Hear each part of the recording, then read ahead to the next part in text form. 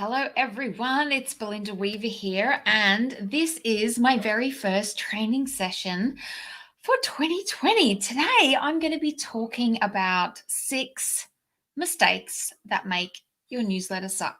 But these are totally fixable. So if you are watching live, say g'day, let me know where you are. And if you are watching the replay, let me know with hashtag replay. I'm really excited to dig into this because I used to have a newsletter when I first started Copyright Matters. I called it Copy and Co News, and it looked very much like Cobb and Co. There was like a horse and cart, and I was very proud of that design.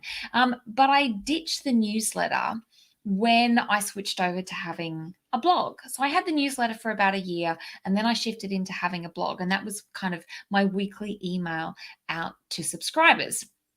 And then I actually integrated email back in, so a regular email that wasn't my blog, with the daily draft. And that's a daily email with very small copywriting nuggets sent to you every weekday. And now I have a newsletter again. So that's something I've come back to. Newsletter, blog, newsletter. And they are a little bit different. I thought I could quickly talk about, hang on, yeah? Can I have some pictures? You need to go and ask Daddy, okay? Of course.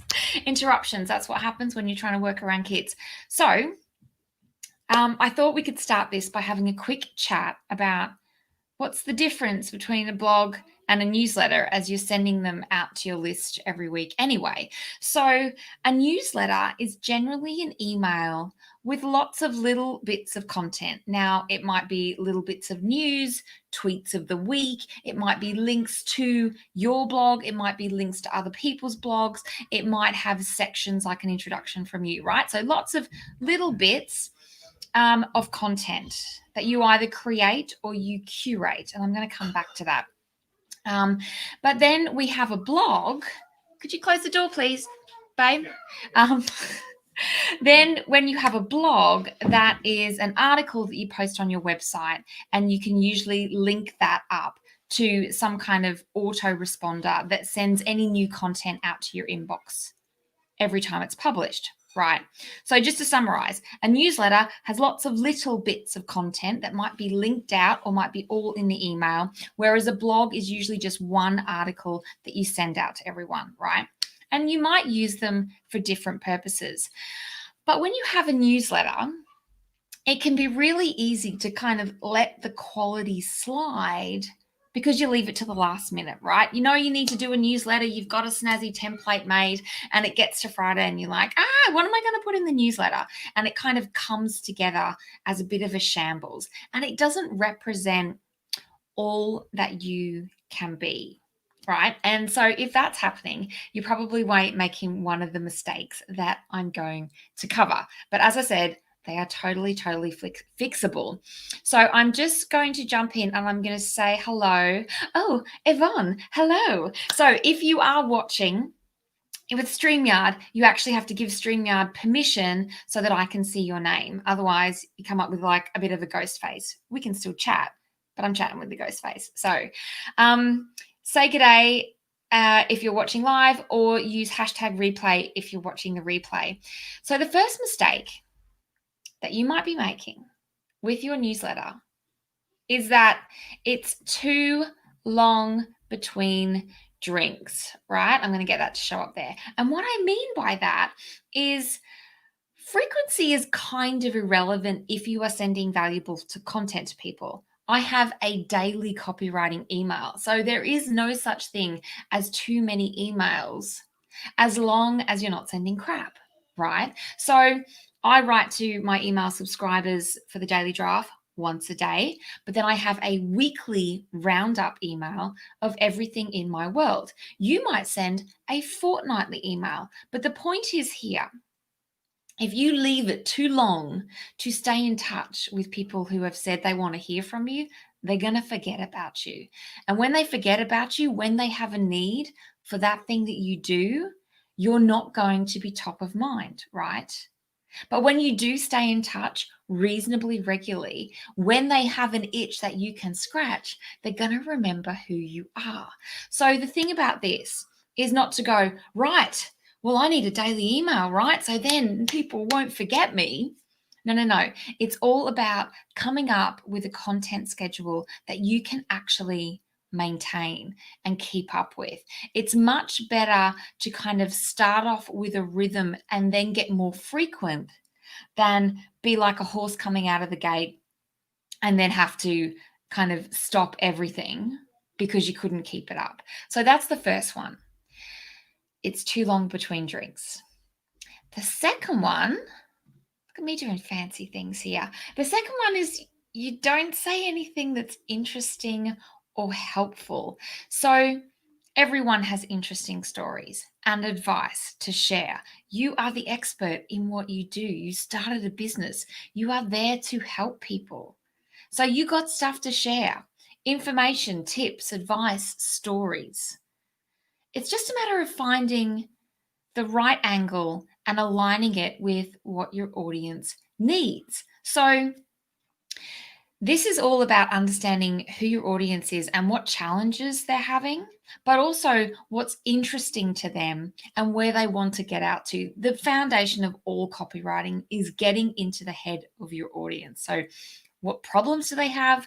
What's stopping them from making progress? And where do they want to get to? They're the big three things. And you can share lots of little tips and advice and articles and guides and checklists and all the things that you're creating. You can share those in your newsletter, but it doesn't just have to be about advice. You can also share context and stories and your own personal experience. That brings in a really personal connection. But the idea here is to always have in mind, how is this helping my reader? How is this interesting to my reader? This is not an opportunity for you to have a stream of consciousness just to fill the page, right? So the third one is you make your newsletter too long and too complicated. So the thing about newsletters is we're reading them usually on our phone. Now, in days gone by, I might have said, well, we're waiting for the bus when we're at the doctor's appointment. You know, when we're at the park with our kids, life is looking a little bit different now. But when I personally open up a big, long newsletter, sometimes I'm like, nope, haven't quite got time for that, right? And that's what you need to stop. So there's a couple, I'm going to unpack a couple of things in the next tips that you, if you want to send a lot of content, that you can do to get those eyeballs hooked in and keep people reading. But you want to kind of mix and match the story length. So you might have quick tips, longer stories, links to blogs, tweets of the week, that kind of stuff. So a mix of short and long and lighthearted and more serious, that kind of mix and match of content will help your newsletter not to be an overwhelming read and also help your readers dip in and dip out. Variety is the spice of life. So the next one is your headlines are dull, your newsletter headline. So the first thing you need in the newsletter is a subject line, because unless you're going old school with printing it, you're going to have an email that this goes out with. So you need to think about the subject line and how you can get people hooked in to open it. But then you also need little mini headlines for each of the pieces. And that might be a section headline, if you have different sections, or it might be your blog headline if you're linking to that. But think about the stuff in the big font has to be interesting enough to hook people in. Then we have formatting, number 5, right? So the best newsletters that I always open, and I always open them. I don't always read 100% of them, but I know there is going to be at least a couple of little juicy bits, have a very nice format to them. And this can change. You can Google newsletter templates to see different ways to organize it, but there's often an introduction. There's often like a big feature article or a feature piece, and then there might be little like member highlights or like little boxes that are little content. The point here is the way you present the content, it doesn't need to be really terrifically designed, although Canva has some brilliant newsletter templates that you should definitely check out. But it has to be visually appealing. If you're going to use 10 different fonts, too much, my friend, too much. Keep it simple, keep it consistent, and have that kind of mix match of long, short, big, small, but also keep it branded for your colors. So when I say keep it branded, I'm talking about colors of your brand and fonts of your brand. This is not a rainbow affair of fonts and colors. This is not your chance to show your glitter sparkle, unless that's your brand. Take a look at the Canva templates for newsletters. Now, one of the things about the Canva newsletter templates is you download it as an image, which I believe can impact deliverability. But you want to have, especially, it's not great for people who have visual impairment because they can't see the image. So you need to do a lot of work to translate that image, but you can get some really great inspiration about how to lay out your content. Big, small, but consistent fonts, consistent colors. All right. So the last one is you don't promote the newsletter. So many business owners I know put a lot of work into their newsletter, and they have like a little sign up box on their website, which is great. Maybe there's a pop up, great, but they don't regularly promote that they have a newsletter in their social media. So my weekly newsletter, it's a roundup of all the fabulous things in my free Facebook for the love of copywriting. And I send it out at the end of the week with kind of all the best bits from the week. But it's not just from the Facebook group, it's from what's happening in my world, content I've created, interviews I've done. And I promote that regularly within the Facebook group. I promote it once a week outside of the Facebook group. So promoting your newsletter is one of these easy win social media posts that you just schedule every week and it goes out. But there's also things like putting a call to action in your newsletter to share it with friends, right? If you found this content interesting, share it with people you know.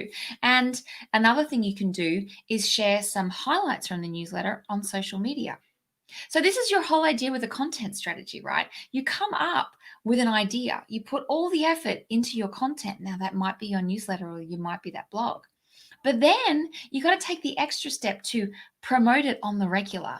But then also, as a way of promoting it, splice and dice that content and keep sharing it to draw people in and get them to say, oh, I want some of that, right?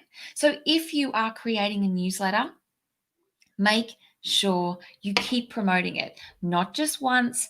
Don't just send it out to your list. Keep promoting it on social media. Keep sharing comments that you get from your newsletter. Keep sharing highlights from your newsletter and encourage people to share your newsletter with other people they know. So that's my 6 tips.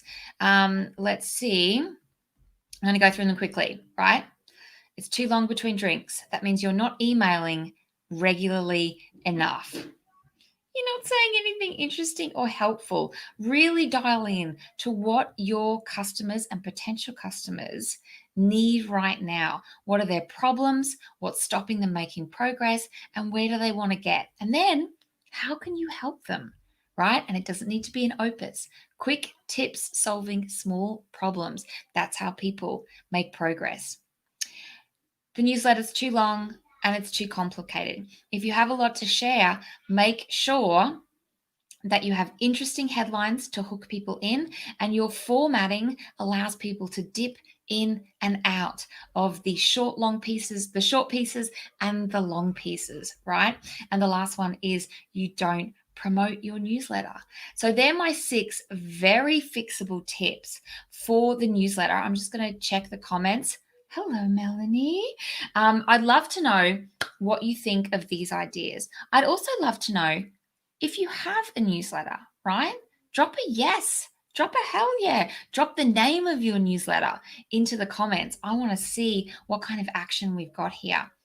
Now, I mentioned at the beginning, we have content creation and we have content curation. So I think a newsletter is a great way to build up your creation muscles. The reason I started a newsletter in the first place was because I wasn't ready to start a blog. So, what I did is I shared some insights from my world, but I just grabbed other people's content to showcase them, but also position myself as a subject matter expert. So you can be a subject matter expert because you write the content and it's coming from you, but you can also be a subject matter expert in terms of being a connector. This is what you have to do here. You have to think about the topic that you want to be known for. Copywriting is mine, and that's what you have to talk about. Now, if you're not confident in your own knowledge and expertise, then you start sharing articles of other experts in the space, and that is just as valuable to your audience. A lot of people might worry, oh, well, if I'm showcasing other people's content, then I'm taking myself out of the spotlight. No. You are shining a spotlight on yourself as a super connector, right? And that is just as useful as creating the content. And then when you're starting to build up your strength as a creator with your newsletter going out, then you might feel a little bit more confident creating a blog. Now, once you create a blog, do you need to stop doing a newsletter? No, not at all. In fact, I'm getting back into blogging this year. I've said it. I've shared it. I'm starting to blog again this year, but I'm not going to ditch my weekly roundup newsletter, right? What I'm going to be doing is I'm going to be featuring my latest blog post in that newsletter. So in my weekly roundup, there is an intro from me, a bit of a lesson, an insight, what's going on in my world, right? And it's often reflecting on the week that's been, and I get vulnerable and I share challenges and stuff like that.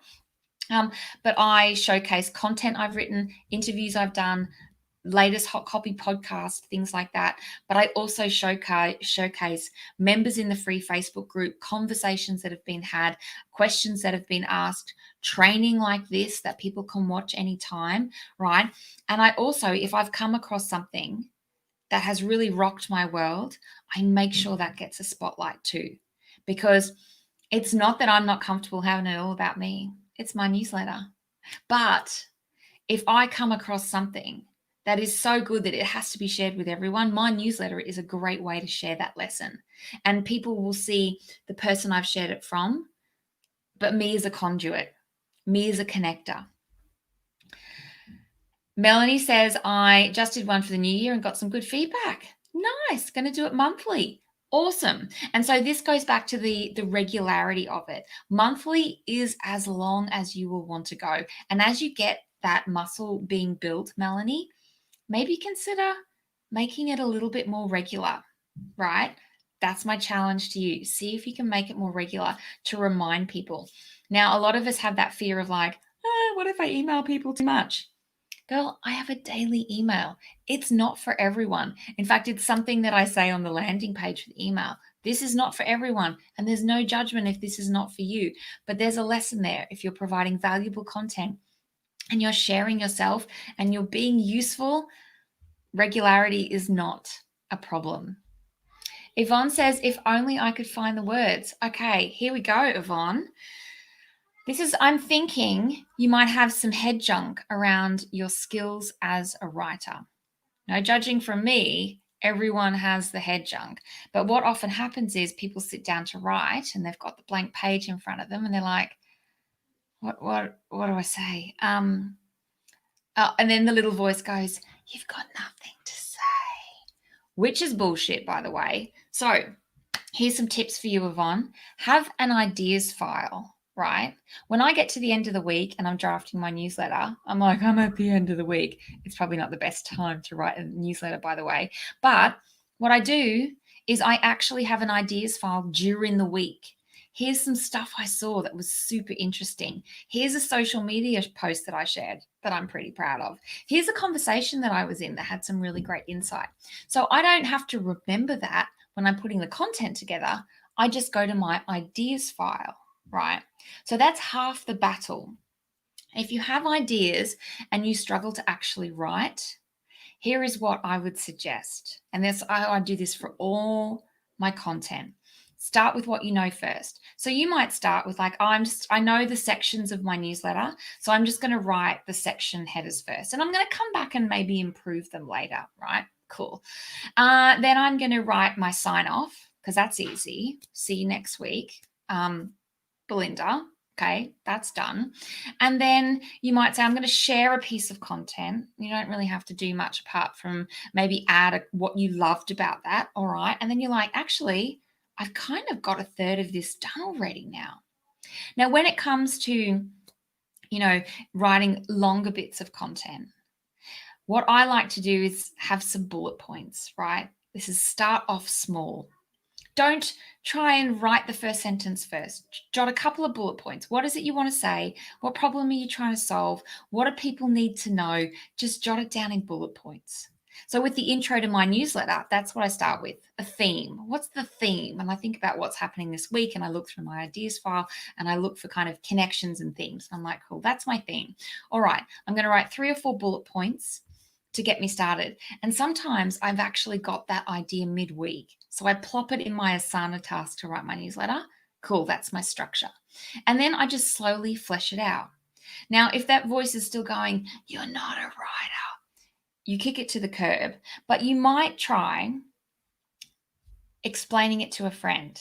A friend being the voice recorder on your phone, right? If you're a better talker than you are a writer, just capture it in some kind of audio as if you were talking to someone in front of you, and then get that transcribed, whether you do it yourself or you put it through a tool or whatever, and then shape it, right? That's your lump of clay. Just do a little bit of a word vomit, whether you speak it or you write it, and then shape it. But also, take some pressure off yourself, girl. It doesn't have to be perfect. It has to be from the heart, and it has to come from a place of wanting to help other people solve problems. When you're coming from that place, people will get that and they will dial into it. Don't worry about the commas and the grammar. If you have the time, get it proofread.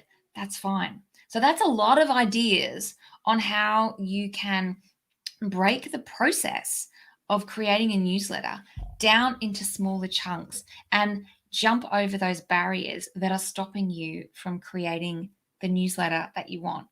And one final tip is, it kind of goes on that idea of letting go of perfection. Your newsletters probably won't be stellar to start off with. Don't let that stop you. Take it as an opportunity to flex, to grow, to get better. The more you write, the better you get. It's that simple. Okay? All right. So I'm just going to quickly check comments and questions. If you have a question about newsletter, let me know. I would love to know if you have a newsletter, whether you're doing a newsletter. All right. I'm just going to scroll here. Check. Excellent. Oh, good. I'm all caught up. I do like it when I catch up. Yvonne says, awesome. Thank you. I have ideas, but starting it was a problem. Excellent. Okay. Well, this is how I would do. I would maybe decide what you want to, some sections that you want to have. Look at newsletters that you love reading. How do they do it? And then look at the kind of content that you want to put in the buckets. Start collecting stuff during the week to put in the buckets. And then use those ideas to map out what you have in your head to put it on the paper. Kick that head junk to the curb. Easier said than done, she says. But the simplest way is to start with what you know, start with the easy bits, and you'll find it does come together. All right. So someone's just said, thank you. I'll need to watch a replay. That is absolutely my pleasure. Watch it a few times. So yes, if you're watching the replay, let me know with hashtag replay. Let me know which of these tips you are going to action. Maybe it's all of them. Maybe it's a review. Maybe you're going to start a newsletter. I want to know. I want to know it all.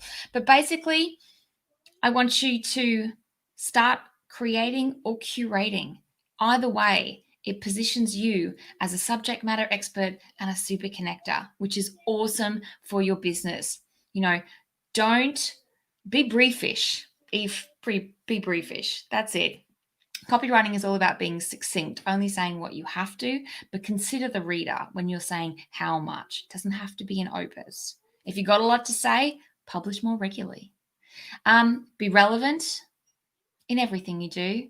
and be everywhere, okay?